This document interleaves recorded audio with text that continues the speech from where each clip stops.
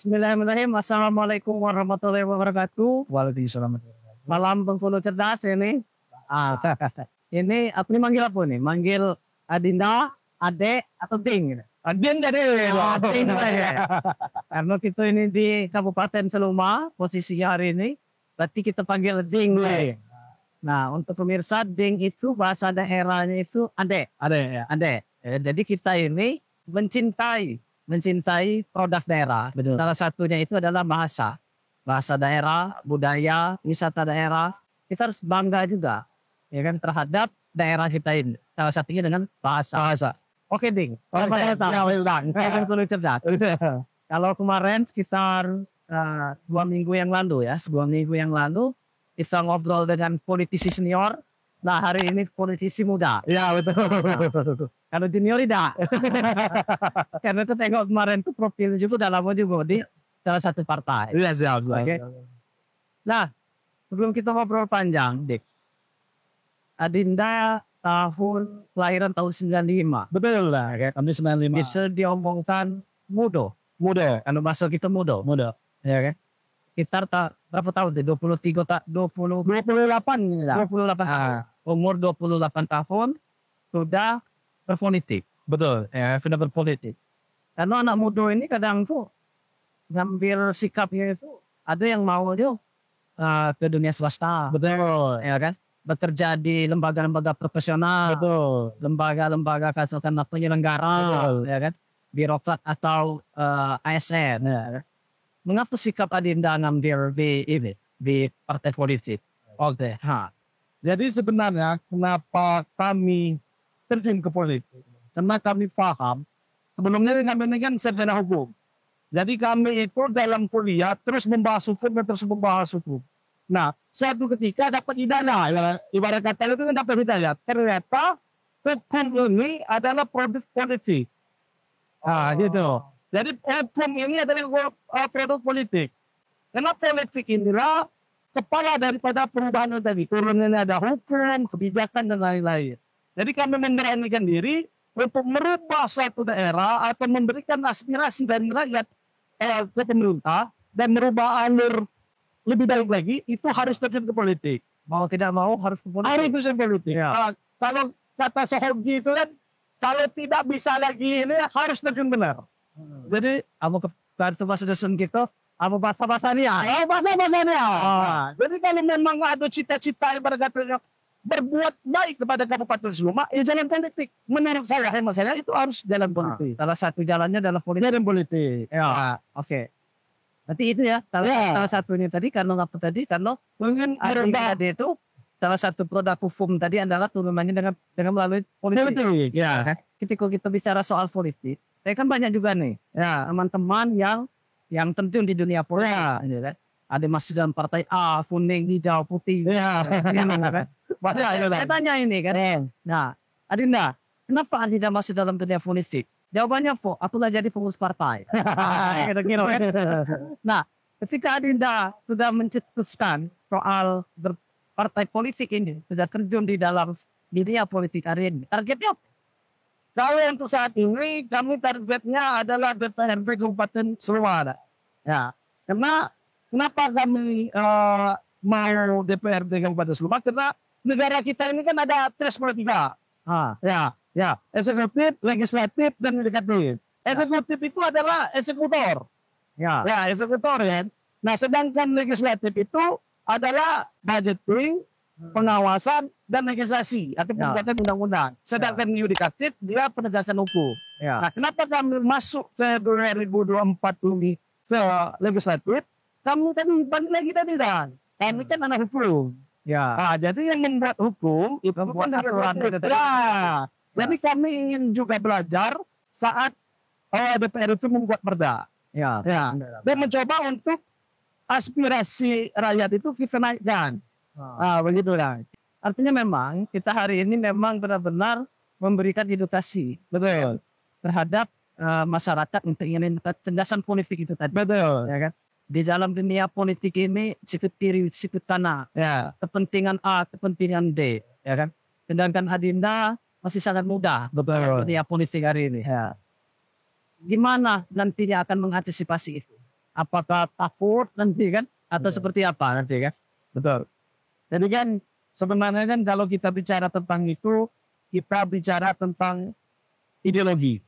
Ya, dalam artian seorang masuk ke dalam parlemen itu, dia ini mempunyai ideologi atau tujuan apa. Nah, kalau memang tujuan itu sikut kiri, sikut kanan tadi, dan apabila tujuan kita baik, dan ingin merubah, maka walaupun sikut kanan, sikut kiri, kita akan tetap. Ada tetap membuat apa yang kita tujukan tadi. Misal, ada aspirasi masyarakat menginginkan misalnya pupuk murah. Nah, kita olah dan kita sampaikan kepada pemerintah. Tadi balik lagi, DPR ini nggak bisa kerja sendiri.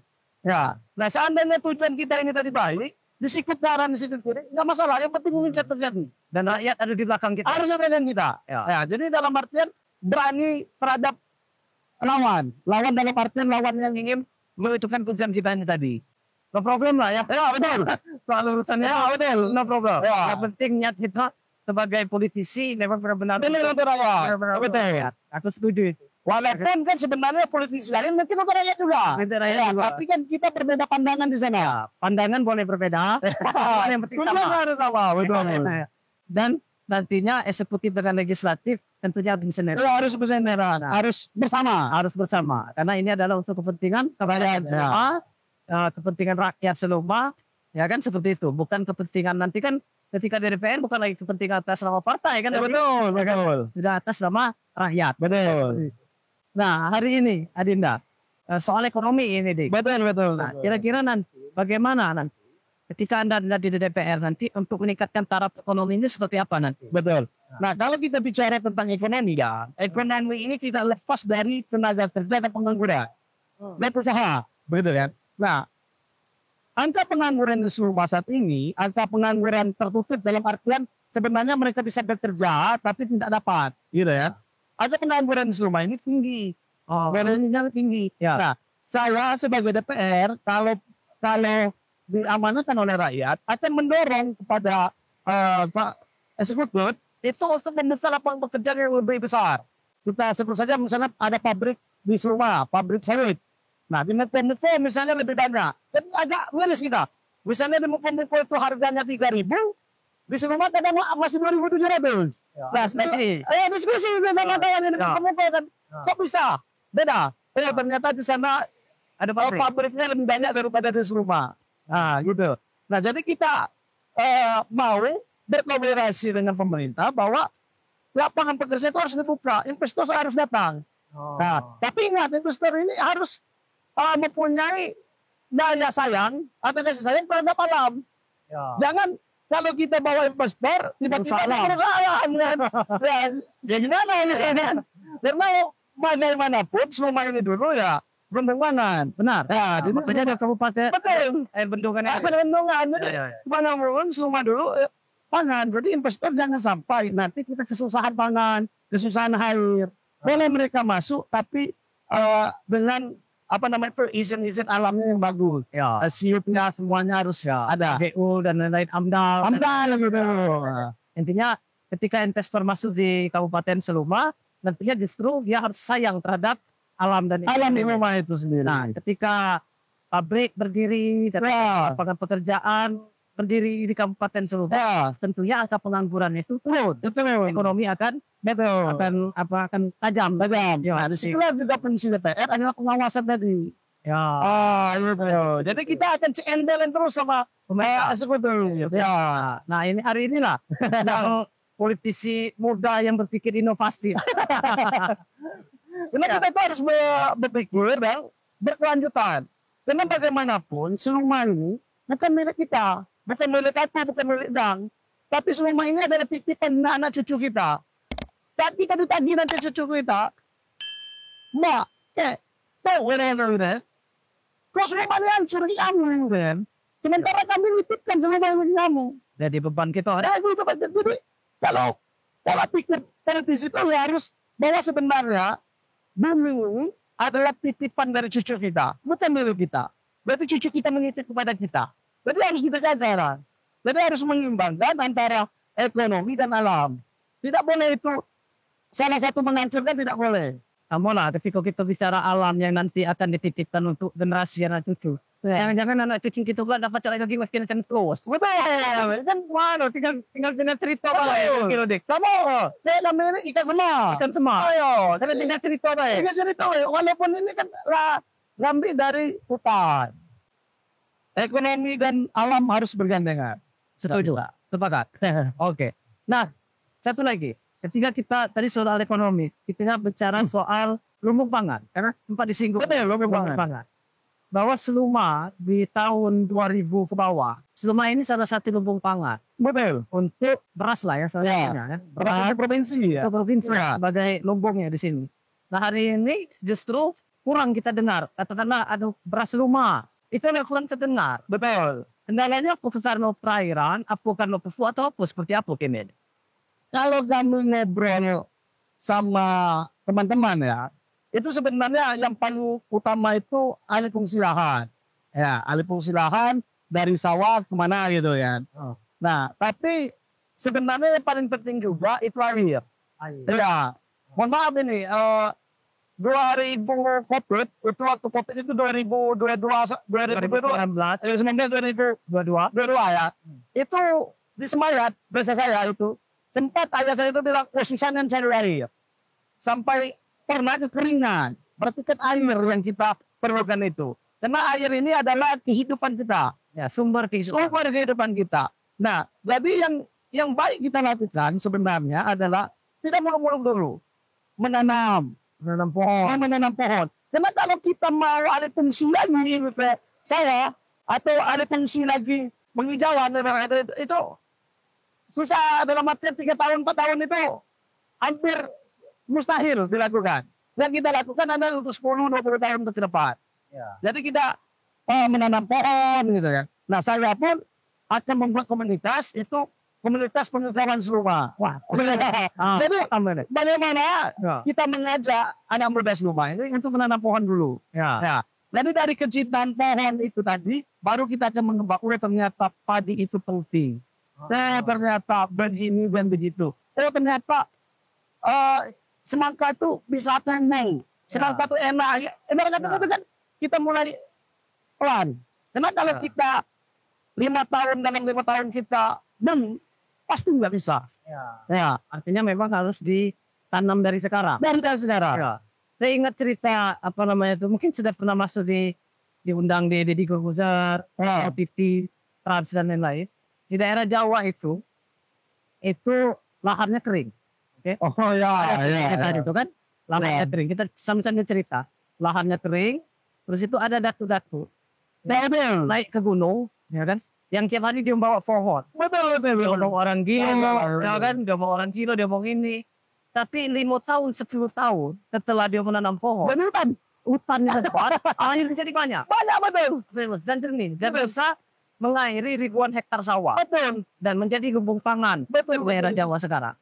Nah, Seluma saya pikir, saya setuju dengan ide Ding Nanda ini tadi kan.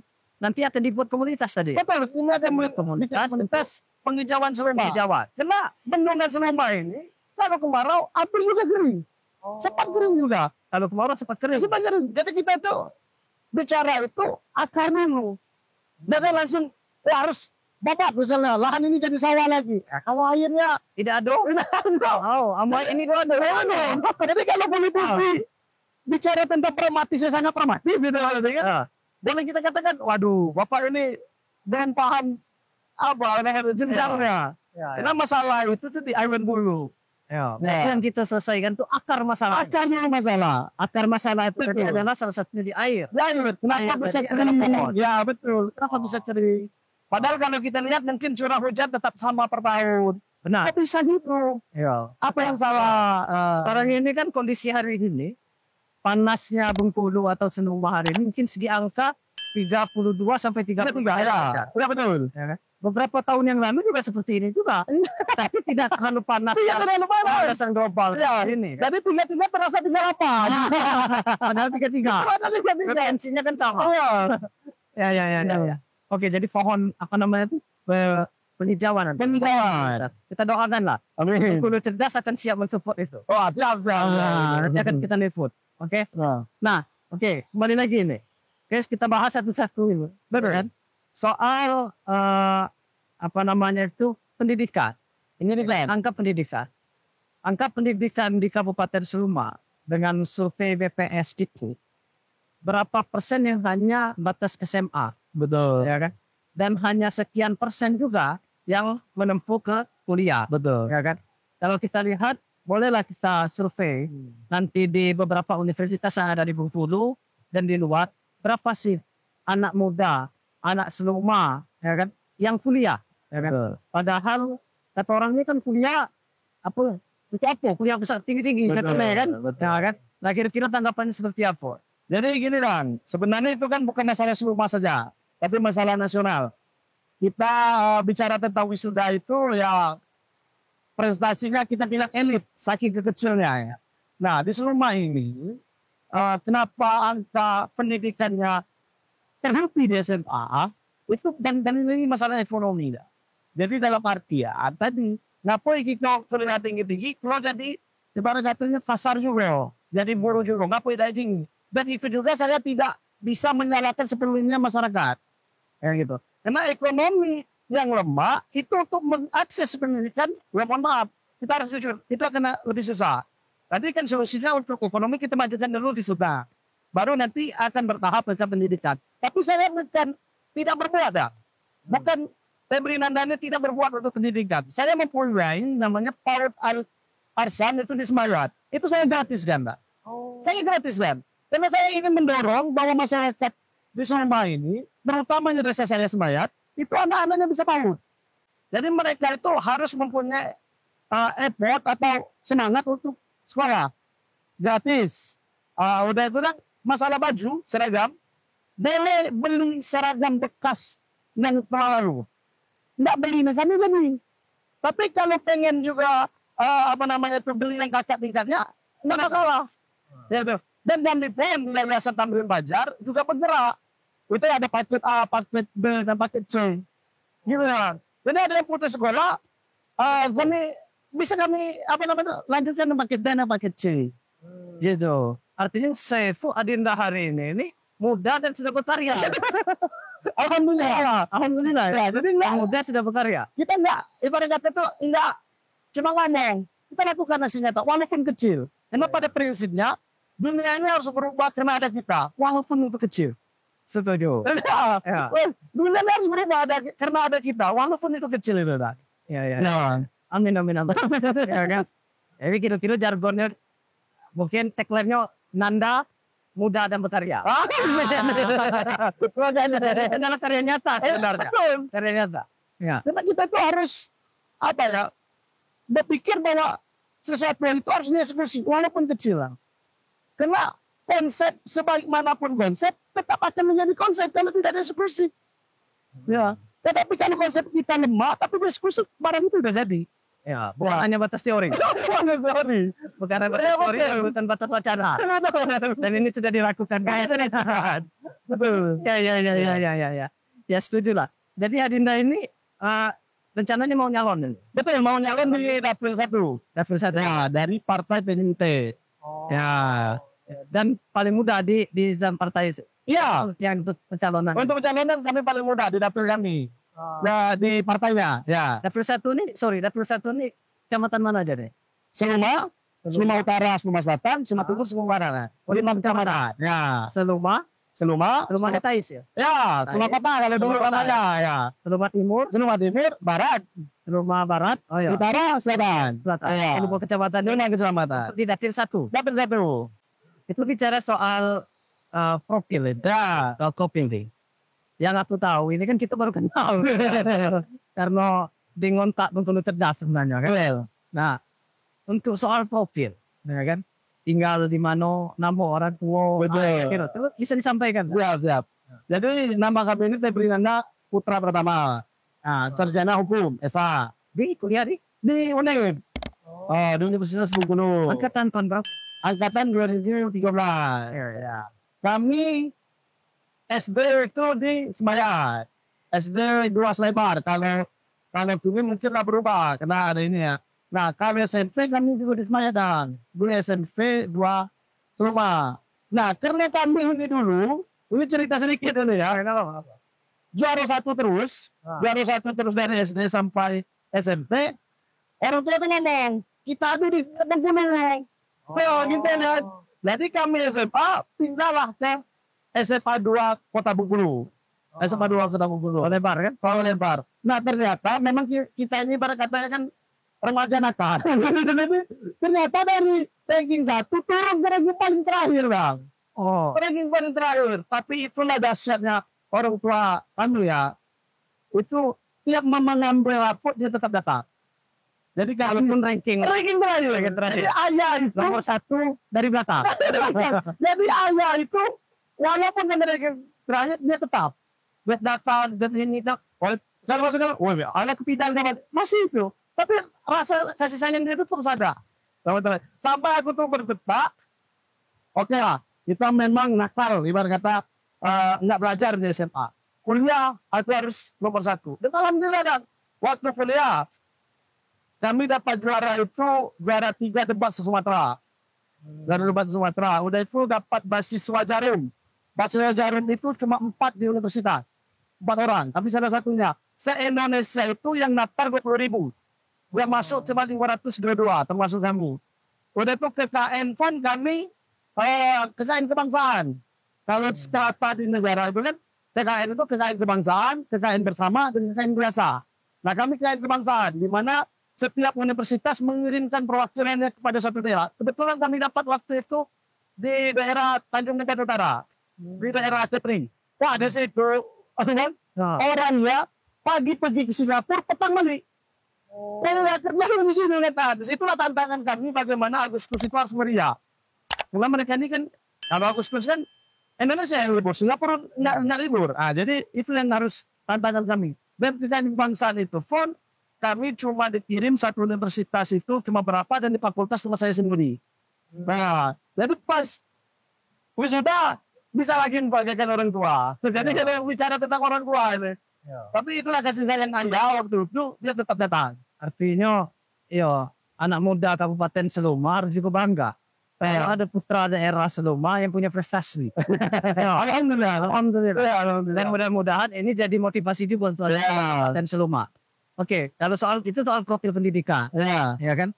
Kalau domisili di sini, domisili kami di Semayadang. Orang tua aku namanya Sukran Effendi. Kalau panggilannya Dan. Nah, kebetulan juga ini lagi jadi camat Seluma Timur. Kalau ibu itu almarhum Titin Junaili. Aslinya orang Palangsari. Lupa Dedap, dalam bahasa gitu. Jadi berarti kabar asli yang Asli dari mana? Kita jauh.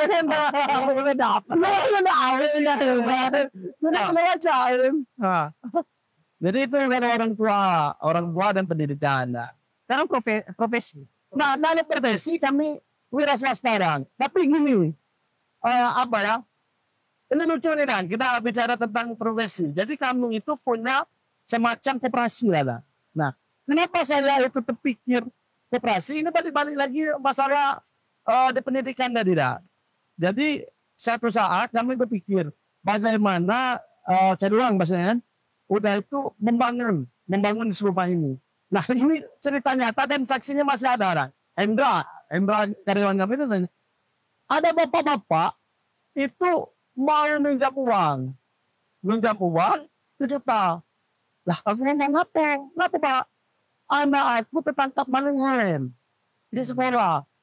Tidak minjam 1 juta, kalau tidak mau itu apa dilaporkan polisi. Nah kan kita orang FM sebenarnya kita tahu tidak bisa. Tapi karena bapak ini ketakutan, berarti gue pengen minjam 1 juta. Aku tanya Pak, sana bapak nggak ada yang mau minjam. Sana bapak tidak minjam kalau saya ini. Tidak ada anda, artinya kita uang kata. Nah jadi di situ lah kamu berpikir, kalau dana ini cuma dana aku, tidak bisa bantu orang.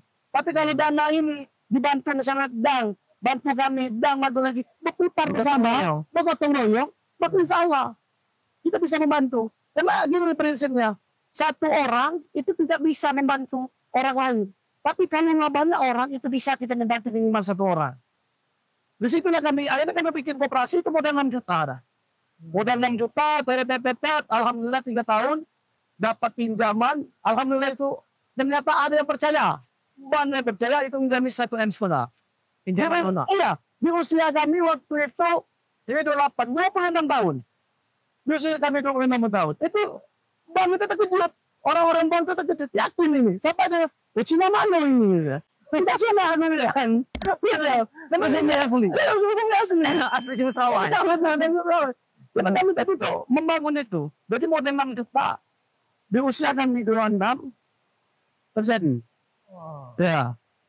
Waktu kami buka itu kan umur 23 itu lah. Ya, Ya. koperasi. Bukan orang Kalau di Indonesia ada buka tanah. Kalau di rumah ada adinan anda.